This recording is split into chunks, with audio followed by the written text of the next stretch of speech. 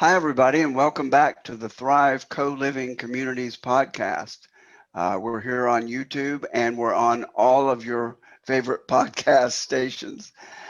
So today, I'm really excited to introduce to you Erika Kerins. She is the Community Relations Director at Belmont Villages Senior Living. She's in Louisville, right? Yes. Or Yes, in Louisville, Louisville. Kentucky. hmm But they have locations all over the country. And the I met her through a networking event, and they're doing something really unique with memory care. And I thought it would be absolutely interesting to our audience. Some are seniors where our concept is multi-generational, but if you're not a senior, you're going to be taking care of one pretty soon. So I'm sure there'll be a lot of interest. So Erika, tell us a little bit about the organization, about your involvement, and this unique approach to memory care that your senior living facilities promote. Okay, wonderful. Well, thank you so much.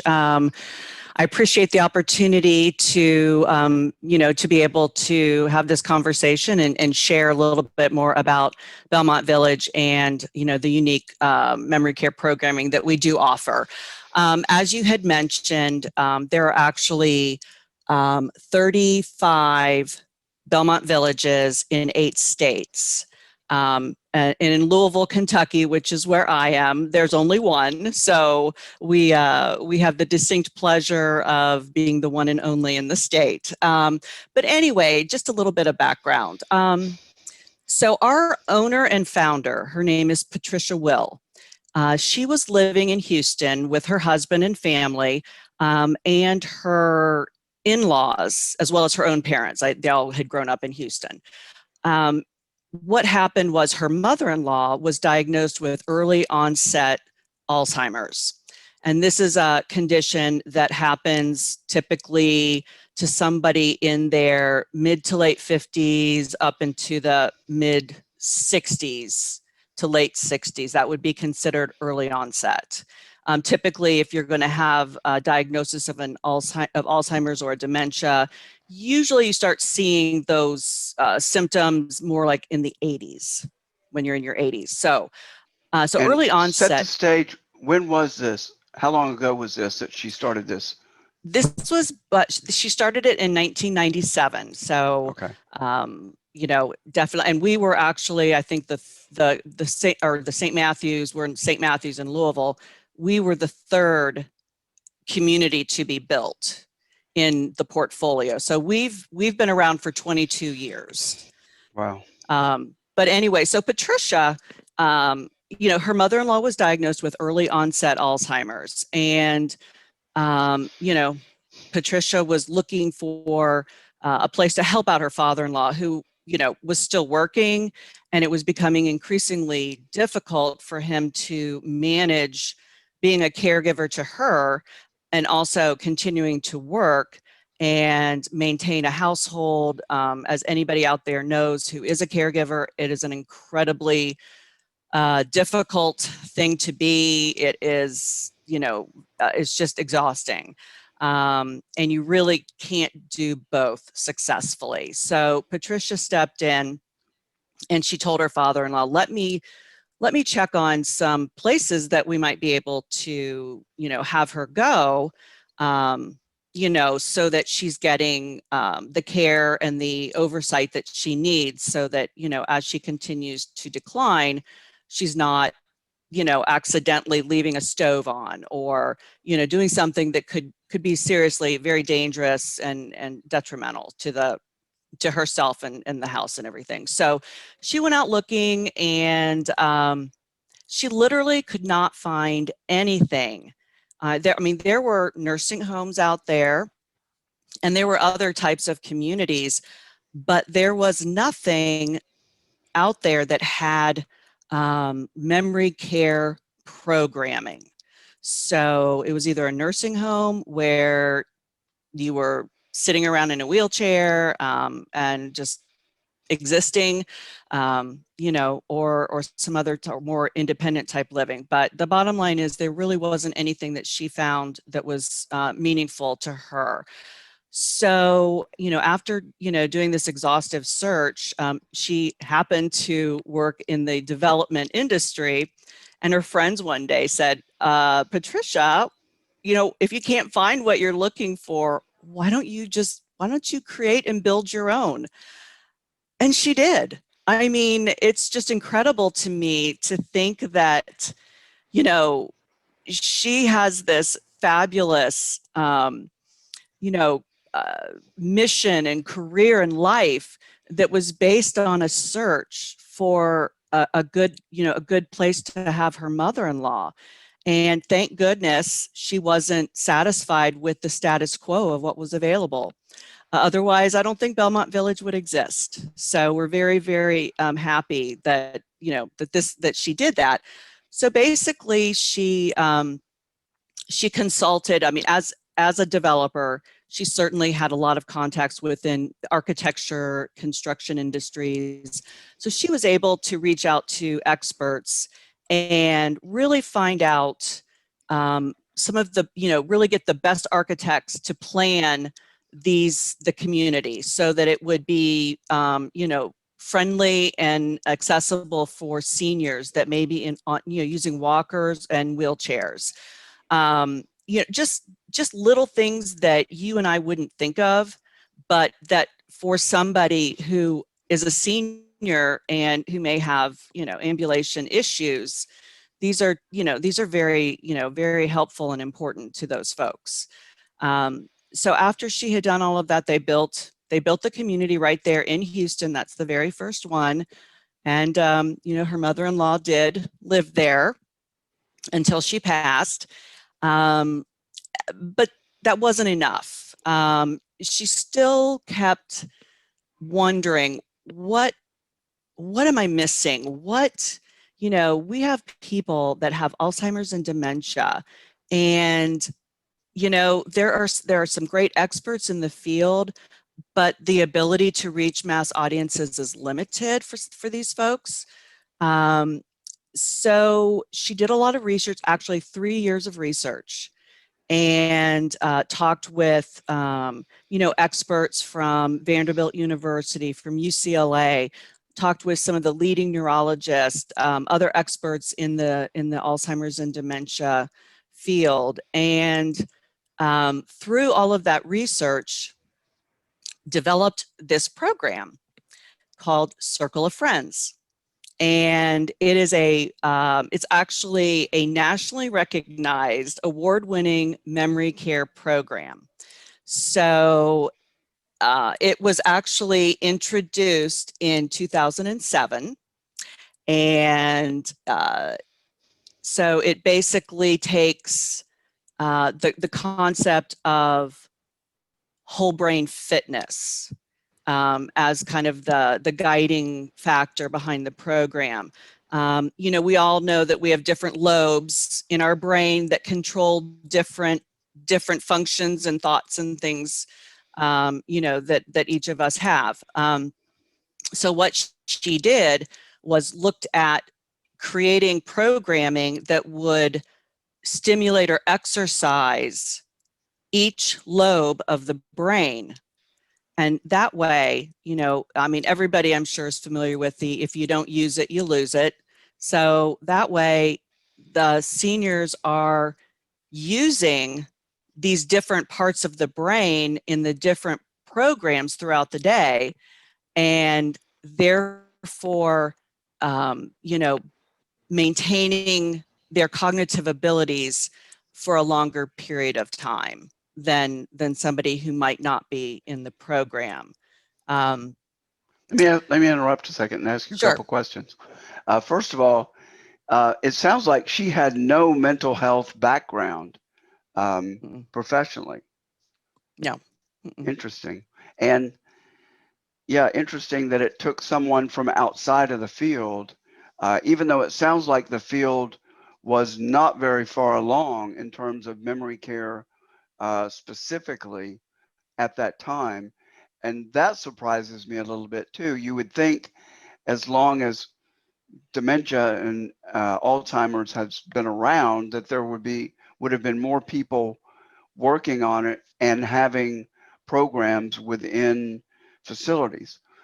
Uh, Well, that's not Go to say ahead. that there weren't programs. I mean, different facilities, communities, skilled nursing, I'm sure they have programming. They might get a group of people together and um, have roll the ball back and forth, or, read Bible verses, or, things, very simplified activities that a variety of people, various, cognitive levels could participate in. But we're talking, there was nothing out there that was specifically addressing that whole brain fitness and making sure that each of those lobes of the brain were stimulated on a daily basis.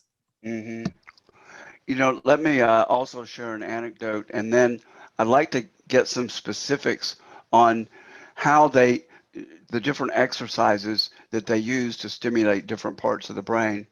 But my uh, former partner, um, her grandmother was mid 90s, and her sister was also a couple of years from that. They were both in a nursing home, both failing very quickly. But I remember for one of the birthdays, they got together and the families came in, and they used to sing at and play the piano at a USO in Louisville, actually. And they got together and they sang songs for 30, 40 minutes and didn't miss a word, didn't miss a beat. And I'm sure there are lots of stories like that, that from they lose the short-term memory, but they have these long-term memory, and they were fantastic. And when they finished, they could barely converse. Uh, do you see situations like that where whatever is remaining um, is incredible to like stand-up comedy, things that would be way back there and stored? Do you have some examples of that? And then I'd like to hear some of the Sure, programming. sure. Absolutely. I mean, you are 100% correct in terms of, as an individual progresses in the disease process, um, and especially in clinical Alzheimer's, because as we all know, Alzheimer's is only one form of dementia. It's the most common form, but there are many, many, many other forms of dementia. So you can't always pigeonhole everything, into that Alzheimer's category, because it's a very predictable disease.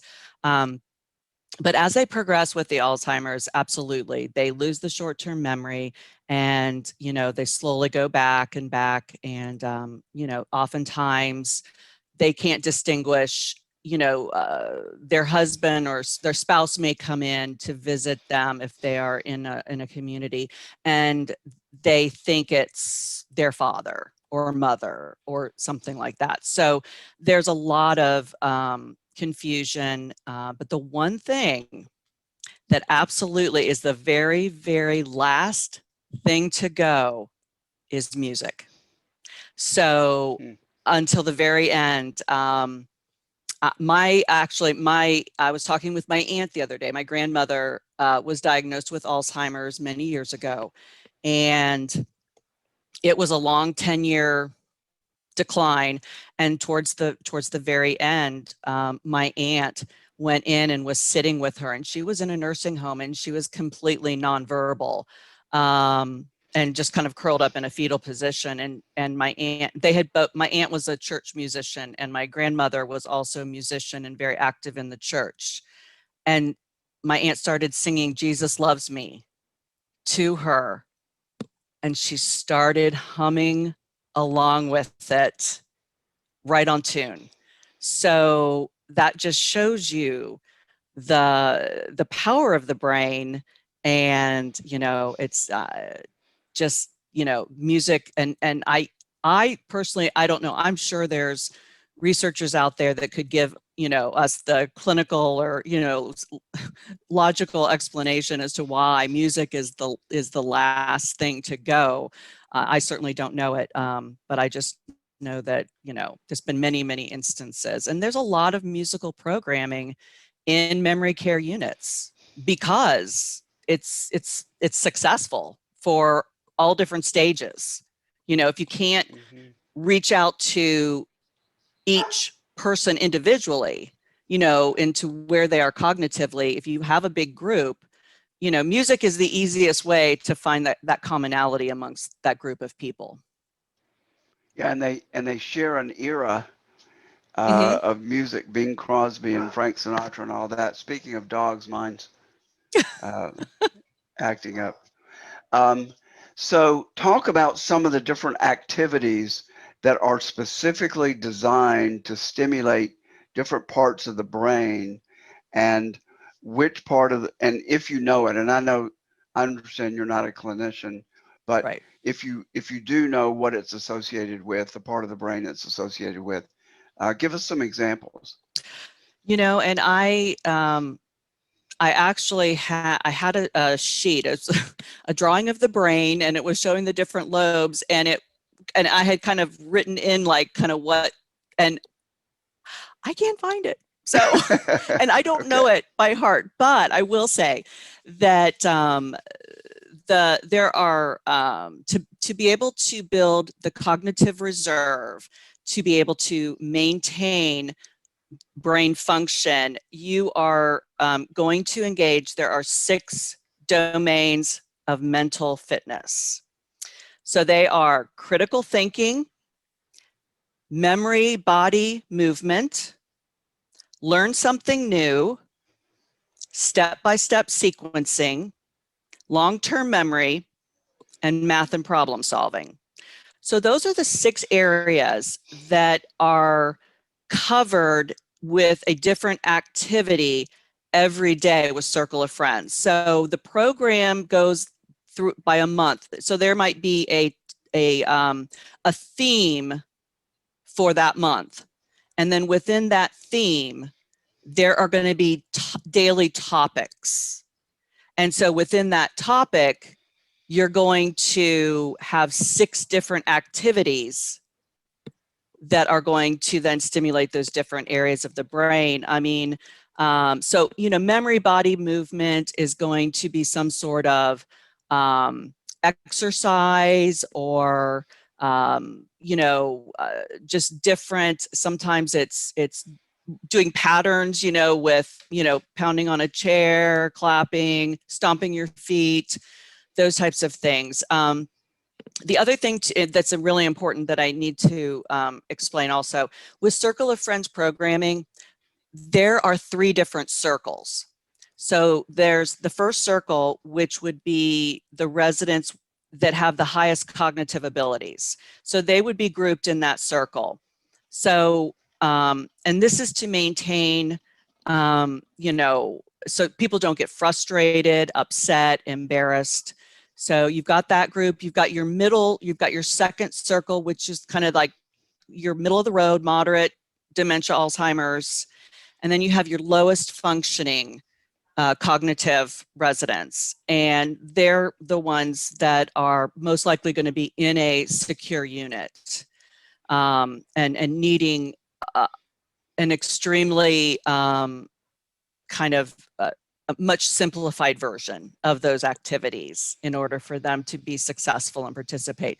So at each level, the whole goal is that, with each of the 6 different programs that they do each day, that they're going to be successful, and they're going to feel that sense of accomplishment, by doing each of, that the days, all the different programming. And, I can't tell you the value of having somebody who may potentially have been,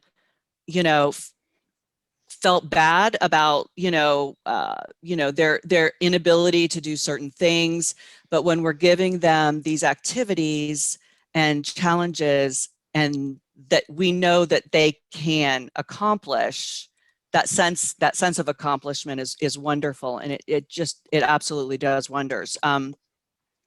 One of Are the there things that literally three different groups going on at the same time in a memory care unit, so that, or are they, uh, so you've got three leaders of each of the groups going on all day, or would a leader move from top to second to, I guess it depends on how big the population is in the memory care unit.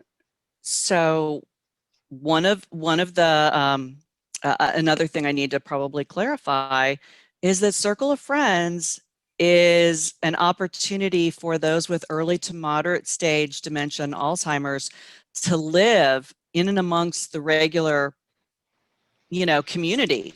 So they're not in a separate area. They're not in an Alzheimer's unit. They can choose their apartment wherever they want, based upon their preferences. And so yes, then the programming does take place. We have three with the three circles. So we have three what we call enrichment leaders. And these enrichment leaders are college educated, specially trained to do this program with these residents, with seniors. And that's, it's really important because they, somebody with a dementia or Alzheimer's, they need that consistency. Okay. Any new things can throw them off very easily. So having the same enrichment leader, every day, obviously it's a 7-day-a-week program. They do take a couple days off. So then they have, the person that covers for them on their days off. So again, there's still that consistency. The But programming, go I'm ahead. sorry, each of the Belmont villages not only is memory care, but it has a general population of nursing home in general as well. Is that correct? Or are they just serving um, people with Alzheimer's and dementia? No, no. So it's really, we don't have any nursing homes. So our communities can be independent living, they can be assisted living. Um, in Kentucky, they threw in an extra level of care called personal care, which is what our community is. But typically, or then, we call them secure memory care units, or it's titled the neighborhood. And that's where somebody would go if they were if they were exit seeking, and it's really for their safety, or if it's uh, if it's an issue of dignity where maybe the person has gotten to the point where they're leaving their apartment and they're only partially dressed, or just things that other residents would be commenting on, Hmm. because they may, I mean, they may not know what this person's diagnosis is. So really, the people that are in these programs are like in assisted living. So these are, you know, this is, if somebody needs skilled nursing, then they have to pretty much move on to a skilled nursing facility, because we are not skilled nursing. We are, like I said, independent assisted personal care, memory care. Hmm. So does that make sense? I, Did I explain that? logically, logically it does, but I have a hard time imagining that someone with advanced stages of Alzheimer's, or um, that they could be in assisted living and wouldn't need nursing home care. And I guess my initial assumption was that these were nursing homes with a general population and a memory care unit, and they were mixing in with that. So um, So what happens when they can be severe enough to be in your lower circle, but still in assisted living or just with some assist, but Mhm. basically they're living on their own and not in a nursing home. No, they're not in a nursing home. The criteria, at least in the state of Kentucky, and it's different in every state, but the criteria for a nursing home is when a person can no longer ambulate in any way, shape, or form. So they're basically bedbound. I mean, and that's kind of that's clearly there are other things, but that's, really the thing that kind of separates. So we might have residents that are, pretty far along in that process, but if they're still walking with a walker, or if they're in a wheelchair and they're able to self-propel either with their feet or with their arms, so if they can still communicate, but I mean, we have residents that need assistance, so we sometimes have to feed them. They have lost that ability to feed themselves. So for dignity's sake, we have them eat in their apartment, and we have the caregiver that feeds them, so that Okay, the other residents that are in the communal dining room, you know, aren't aren't seeing anything, basically, and it's for that sure. resident's dignity. Okay. Um, so can you give some other examples of activities within those six, I can't remember the term, spheres, um, examples of activities that would stimulate those parts of the brain? And you don't have to identify the part of the brain because I know you don't have Yeah, that. please. Yeah. I promise if we ever do this again, I will make sure that I've got all those lobes of the brain like right in front of me. So the six domains of mental fitness. So critical thinking. So they might, the enrichment leader might lead the group in a discussion about, it could be a current event, it could be something, but where he or she would be asking them to, how would they respond, what would they do in this situation. So again, they're thinking, and they're Mhm. usually things that are, and again, these are all, the programming is all done, and the enrichment leaders, teach it, for lack of a better word. I mean, they do it with the residents. Um, It's a curriculum. yeah, absolutely. Um, so it's all, Okay. yeah, so it's preset. So and it's done through a group of experts in Alzheimer's dementia, that have been working on the Circle of Friends programming for years. So um, yeah, we talked about memory, body, movement. Learn something new. That might be. Um, I'm trying to think of a good example. Um, maybe it would be trying to weave, teaching them to weave, or and again, the enrichment leaders have a pretty good knowledge of the residents that are in their group, and they know, you know, history, background, likes, dislikes. So it's easy to adapt some of this stuff, for the individual resident. I'm trying to think. So the step-by-step sequencing would be, again, all right, so let's talk about, do you remember when we would bake a cake? So what would be the first thing that we would do if we were going to make a cake, and kind of go from there, so that they Sure. are putting one step after the other. Their long-term memory is, going through, and it's a lot of a lot of historical information, a lot of trivia, things like that from back in the day when, from back in the, whatever, the 30s, the 40s, the 50s, that type of thing. I Math bet and, okay. I bet that's something that they do well because of that long-term memory seems to be there. Like, Mm-hmm. talk about your dog. Did you have a family dog? I bet they remember a lot of those things back there.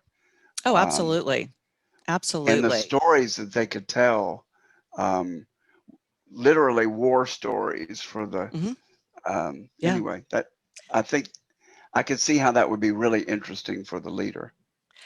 It really is. And it's one of the reasons that when I started about 10 years ago in working in the seniors industry, I really fell in love with it, especially at the community level, because you get to meet some really wonderful families.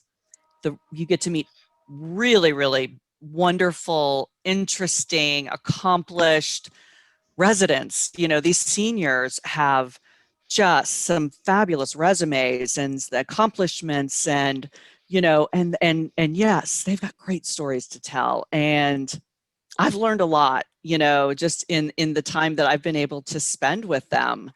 um, it's really been a treat.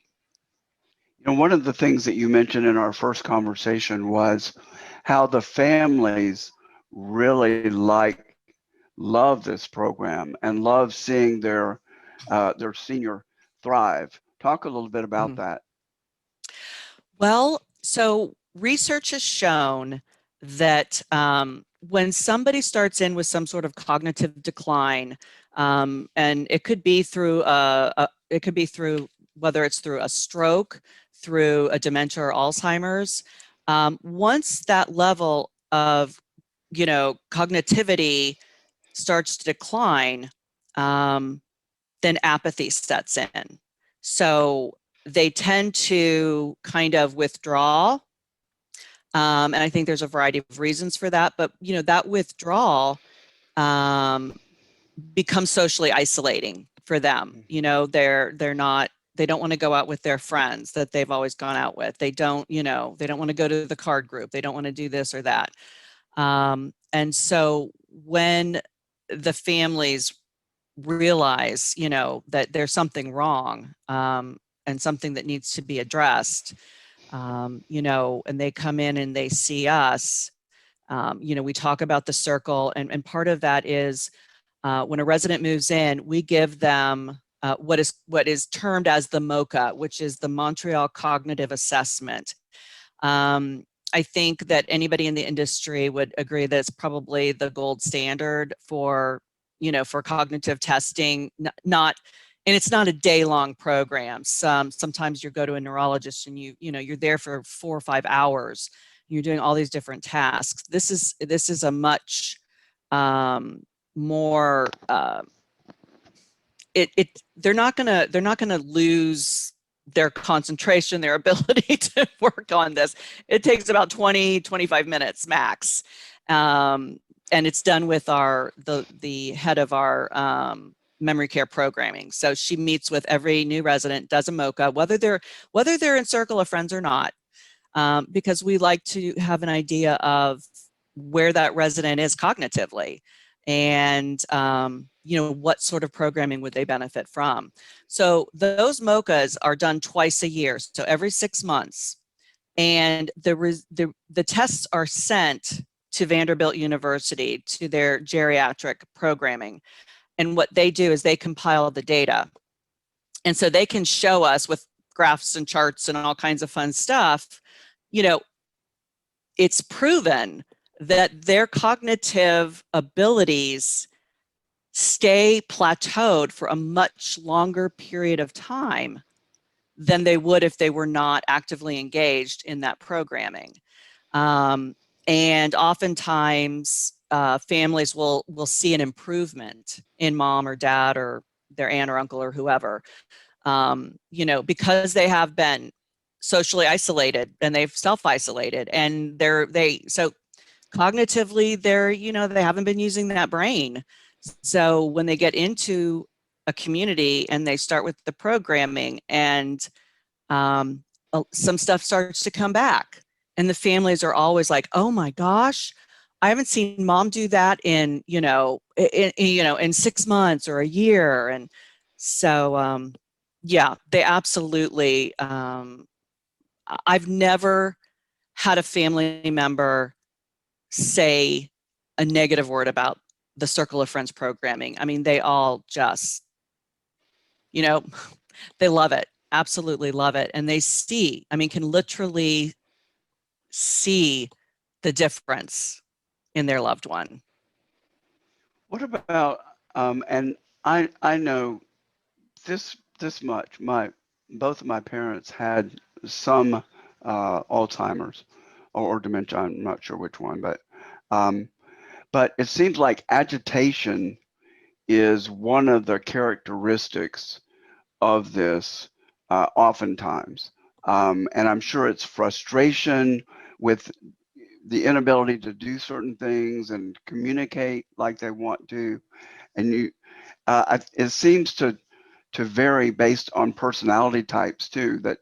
Um, that people that are sort of high strung often seem to be more agitated. I don't know. I haven't worked in it, but this is just anecdotally. Does this program seem to help with that and reduce some of that agitation? Because I can see how it could, because they are expressing themselves. They're not isolated. They're being with they're with not necessarily clinicians, but with guides who understand and who are patient Mm-hmm. with them.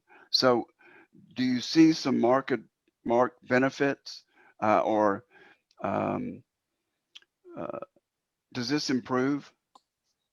Absolutely. um, as they continue, and as long as they are actively engaged in the programming. And again, that programming, no matter what level they are at, is designed to make them successful in each and every activity. So yes, at the end of the day, they're feeling pretty good because they've been told that they did great. They feel a sense of accomplishment. They actively participated and engaged. So yeah, absolutely, I think that it definitely helps with that. Now there comes a point, um, you know as the disease progresses, where you know there's things like sundowning.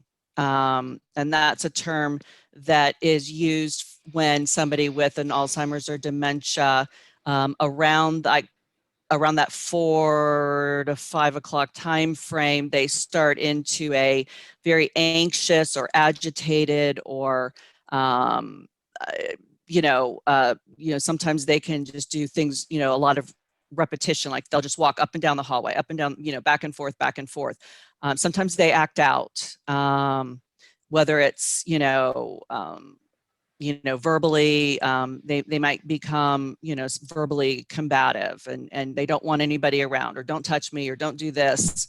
And that's, sundowning, and it manifests itself differently in different residents. Some of them never have sundowning. But that's one of the areas that we need to be, we need to be aware of, and who's exhibiting that, and then make the appropriate corrections to try and offset some of those behaviors that come along with sundowning. Is there a relationship between the programming that you do and the amount of medication they're on? I could also see how people would not need to be as sedated, or that your facility would be, the people there would be better equipped and maybe more willing to deal with some of these enhanced behaviors, if you will, and not feel the need to medicate them as much. Okay, so one thing that one myth we need to dispel is that, I can't speak for everybody, but I think it's pretty much, we the days of of over medicating patients are gone. The only medications that our residents receive are the medications that their physician has prescribed for them. That might be an anti-anxiety medication if they have high anxiety, but there is no medicating a resident. I mean, I think the stereotypical, you'd see nursing homes and you'd see the patients or residents in the nursing home, and they would be strapped to a wheelchair and they'd, be, half asleep. Yeah, that's somebody who's been over medicated in order to, keep them, you know, so that there's not a constant need for, constant interaction. I mean, let's face it, we only have so many employees and so many residents, and, but yeah, so there's absolutely, and that's not even, if anybody's doing that, it's a big no-no. It absolutely.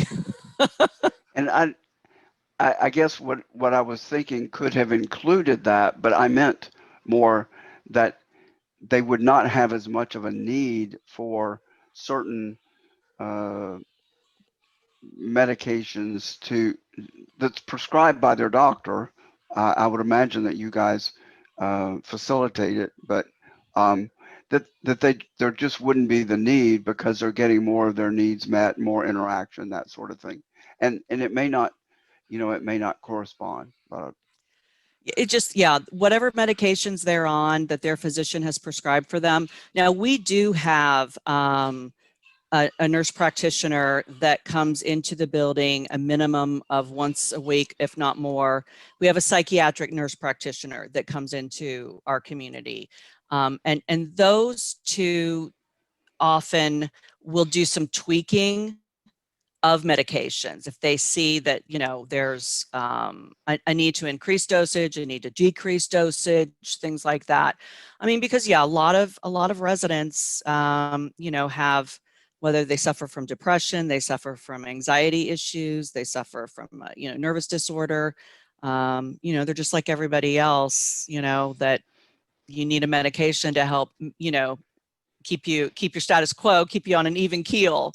Um, so as much as I would like to say, oh yes, of course, they don't need any medications anymore. It's Right. just They not cut true. it in half in 2 weeks. Yeah, exactly. No. I appreciate your candor. Um, so you made it really clear in our introductory meeting that you only offer this program in your facilities, and I would imagine that as word gets out about this, because it sounds like it is unique in your field, that other facilities would be interested in having this programming. Because and pardon me for being, this is just my business hat um, speaking, and that is that it is one of the things that impress me is that if you are able to, you're saying that they don't, some improve, but mainly they maintain their level Mm-hmm. longer, that Yes. you end up keeping them longer. So it is it is a good business decision to do this because you're keeping those residents happier and you're keeping them longer. So is there pressure from other facilities and other companies um, to bring you in and bring in this expertise to enhance their programming? So Circle of Friends is actually a trademarked program. And my understanding, have not spoken with Patricia Will directly about this, but my understanding is that she has been approached at different times by other companies to see if she would, license it out or franchise it, and she's always said no. I think that this is, this is such a unique program to Belmont Village. And I think that Patricia has spent so much time and energy and in developing and creating and designing this that I think there's just it's like it's like having an extra child. I mean, it's that precious. And Well, and maintaining quality and consistency then becomes a problem. I'm sure it's a challenge just to maintain programming consistency and quality amongst the facilities that you own. So I could see if you're doing it and licensing it, it could be even more difficult. What's your yeah. growth plan for more communities? Are you growing rapidly? Do you have incremental growth? If you're not going to share it with others, how fast are you building it to offer it to more people? So Patricia, as you can see, 35 communities since 97. So her growth is very strategic.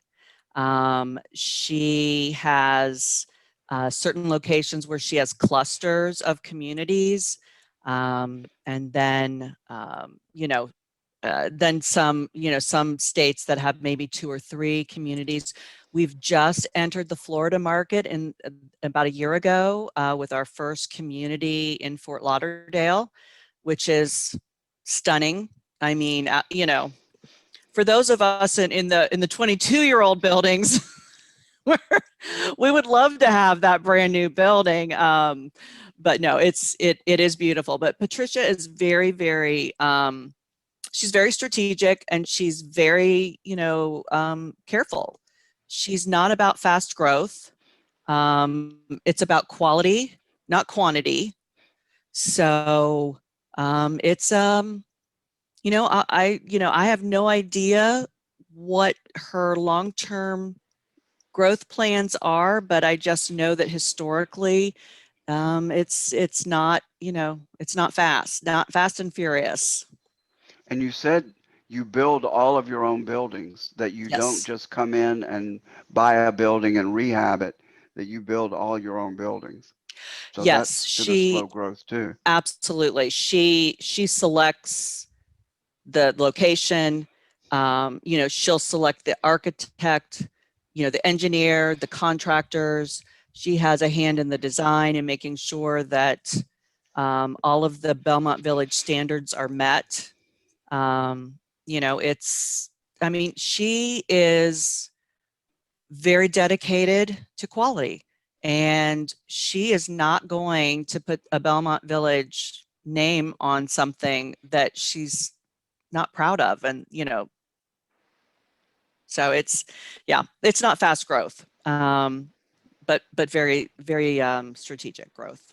Did you say most of them are in California? Is that the biggest cluster? And where are the clusters? Uh, So there are clusters in California. There are 5 communities in Texas. There are 5 communities in the Chicagoland area. We, of course, us lonely little Louisville building. There's 2 in Tennessee. There are 2 in Georgia. 1 completed in Florida. Another one under construction. And I think there's one in Mexico City. So yeah, I'd and like to is go this, visit that one. yeah, I bet. Maybe you can have a conference there. Yeah, that would Um, be nice. um, is this a family owned corporation? I assume it's not a publicly traded company. No, it is not. It is owned privately. She is the CEO of the company, recently appointed a president. The senior management team is effective, but not top heavy. It's probably one of the best run companies that I've been associated with. Um, I mean, they have their fingers on the pulse. I've worked for companies that senior management hasn't been in, involved in what's going on in the real world in years. And so that can be frustrating. And, Belmont's not that way. They're very hands-on, very encouraging. Um, it's a great company. I mean, I drank the Kool-Aid, I absolutely, I love the company. Would hope that I can retire from this community at some point, not anytime too soon. Um, but Do you yeah, have your so. location picked out? Do you want to go to Mexico City and be in that facility Well, when you no, start? actually, I'm going to start pushing for a location on the Gulf side of Florida, Okay, so that yeah, that's where I would like to go and help open up a community and retire from. So, well, Patricia, if you're hearing, I spend part of my time in Louisville and more in the St. Pete, Florida area, and it's a great place to Mhm. be. The whole Tampa Bay area, but especially St. Petersburg. So I vote for that, even though I'm just on the verge of needing some of the services. So just a little bit. I know, I doubt that. But I vote for St. Petersburg too. I have a second home in St. Petersburg. So it Oh, would be that's very right. convenient for me if they would choose that location to build a community. I That's would right. appreciate it very much. Okay. Well, is there anything that you'd like to share about your work or the work of the communities, the facilities that I haven't asked you about or that you haven't talked about? Did we I leave would any stone unturned? Well, I could probably, on the various different areas and topics, I could probably go for several hours because it's a very, um, involved industry. I mean, there's just so many little pieces and parts, and that it's very complex. But the bottom line is, here's my advice to anyone out there who has a loved one that may be in early to mid stage, Alzheimer's, dementia, and is struggling, you know, to keep them home for as long as possible. I would highly recommend that they don't do that because it can be detrimental to that person. Um, if they're not getting that daily, cognitive stimulation. Um, you know, uh, our chef prepares three, breakfast, lunch, and dinner. We have a menu. I mean, our chef's been with us for 21 years. Food's great. They eat nutritious foods. A lot of times, those seniors living in their homes, they forget to eat. And I've seen it over and over. So I know that the guilt factor for people, whether it's a spouse or a parent, is I can't put them someplace. Well, it's probably what's best for them, even though they might not want to go. Um, they adapt and they enjoy it and they thrive. So I've just seen too many times where somebody they have passed the assisted living, and this person goes from home into a skilled nursing facility, and that's um, that's too bad. And So if also, Go ahead. No, go no, I was ahead. just to say, and if anybody in any of those states, that I mentioned where we have Belmont Villages, just, Google Belmont Village and you're going to find all the specific locations. Each community, has their own unique style.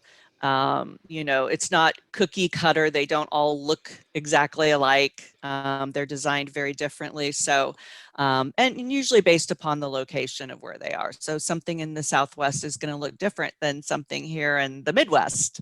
Um, but What's the yes, website? it's just, www.belmontvillage.com. So And very singular, easy. village, not villages. Yes, singular. BelmontVillage.com. Yep. And if anybody would like to direct questions to you, can you share your email address? Yes, absolutely. So it is my first initial E and my last name, Kerins at belmontvillage.com. Right. So Well, absolutely, I'm more than happy to talk with anybody that might be, having questions about, is it time? How do I do this? More than happy to share that information. and could direct them to their nearest facility, Yes. even though you probably don't call them facilities, do you? Probably No, they're communities. They're communities. communities. Yes. Yep. Just like with Thrive, our concept, we won't call them facilities, but so apologies because I think I No, uh, did it a lot. that's okay. My first job in assisted living, and I'd never, had never done this before. And I was talking with the executive director and I said something about facility and she goes, "Oh, that's the F word." I was like, "Oh my gosh, I'm so sorry." She's like, "Oh, we never say the F word. It's always community." So it stuck with me. I don't ever call it a facility. It's a You're community. right. That's it. Even when it's being built, it's probably already a community. It's So, already a community. Absolutely. well, this has been really rich. I truly appreciate you coming on and sharing about this. Um, this doesn't escape anyone, all families, all income levels. This is something that we all have to deal with our family members and eventually ourselves. So I really appreciate you doing that, taking the time to share this, and encourage anyone to contact you or to Hmm. look you up on the website. Yeah. Let me just sort of close out and thank everybody for tuning in. You probably found this on YouTube, but you can find our podcast on any of your favorite podcast stations. Um, and check out our website, thrivecolivingcommunities.org. Uh, and all of our podcasts are archived there. And we have many interesting people, um, just like Erika, sharing their passions, their expertise, um, in all different topics. We did early on talk mainly about aspects of our concept, permaculture, solar energy, etc. But now we're branching out to do what we're still in the conceptual phase, but we're now branching out to do what we'll do when we have a facility and and that's to bring in interesting resources to share their knowledge and their passions. So tune in every other week. We'll post a new podcast. Sign up for our podcast, and there are many ways that you can support this podcast and our efforts with the community, and those will be listed in the show notes. So, Erika, thanks so much again, and I look forward to continued communication with you. Thank you for having me. I appreciate it. Thanks for joining us for another great episode of the Thrive Co-Living Communities YouTube podcast. To learn more about our mission and how you can support our vision of creating co-living communities worldwide, please visit us at thrivecolivingcommunities.org. To receive advanced viewings of our podcast and other exclusive content, find us on Patreon at patreon.com/Thrive Co-Living Communities. You can also learn more ways to support our mission in the show notes below. Amazon Smile, GoFundMe, Kroger, and our own Thrive Gear store, where you can buy t-shirts, hats, and many other items. Thanks again for tuning in, and we'll look forward to seeing you again soon.